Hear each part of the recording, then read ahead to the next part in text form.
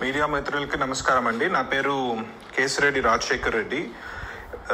Last few days నుంచి మీడియాలో నా గురించి వస్తున్న మిస్ఇన్ఫర్మేషన్ గురించి అడ్రస్ చేయాలని చెప్పి ఈ వాయిస్ రికార్డింగ్ పంపిస్తున్నాను. లాస్ట్ వీక్ ఆఫ్ మార్చ్లో నేను లేని సమయంలో సిట్ అధికారులు మా ఆఫీస్కి వచ్చి మా ఇంటికి వచ్చి మా మదర్కి నోటీస్ ఇచ్చారు. నన్ను విట్నెస్గా నోటీస్ ఇచ్చి నన్ను అటెండ్ కమ్మని చెప్పారు.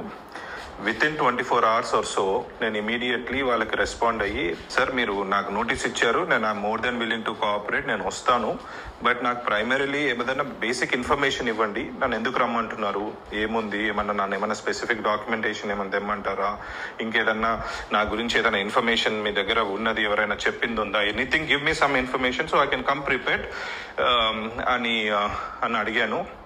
అది నేను పెట్టిన ఈమెయిల్ పెట్టిన తర్వాత ఇమీడియట్లీ సెకండ్ నోటీస్ మళ్ళీ సర్వ్ చేశారు వయా ఈమెయిల్ చేసి, ఆ ఈమెయిల్లోనే మళ్ళీ ఈరోజు ఇచ్చి నోటీసు రేపు అటెండ్ అవ్వండి అన్నట్టుగా ఇచ్చారు. I think then I started consulting my lawyers were very clearly ఏం కమ్యూనికేట్ చేశారంటే, వీళ్ళు మిమ్మల్ని విట్నెస్గా నోటీస్ ఇచ్చి మిమ్మల్ని అరెస్ట్ చేయాలని చూస్తూ ఉన్నారు. So what ever it is, మీరు కోర్టులో ప్రొటెక్షన్ తీసుకొని కోర్టులో లీగల్గా మీకున్న ఆప్షన్స్ అన్ని ఎగ్జాస్ట్ చేసిన తర్వాతనే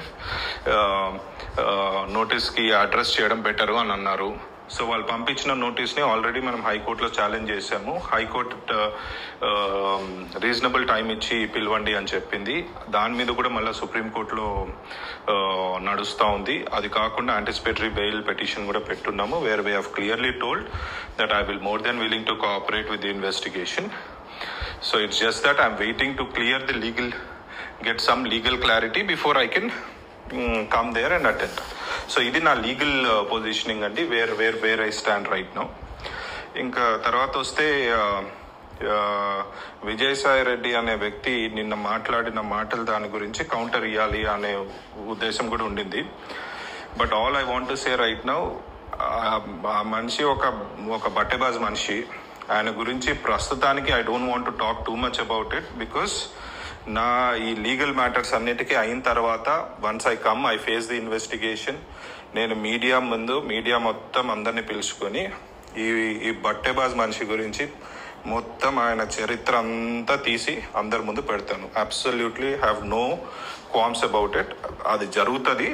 అప్పటి వరకు దయచేసి మీడియా మిత్రులు నేను కోరేది ఒకటే, one side of the story విని మీరు కన్క్లూజన్స్కి రాకండి. Please wait for my side of the story to come out.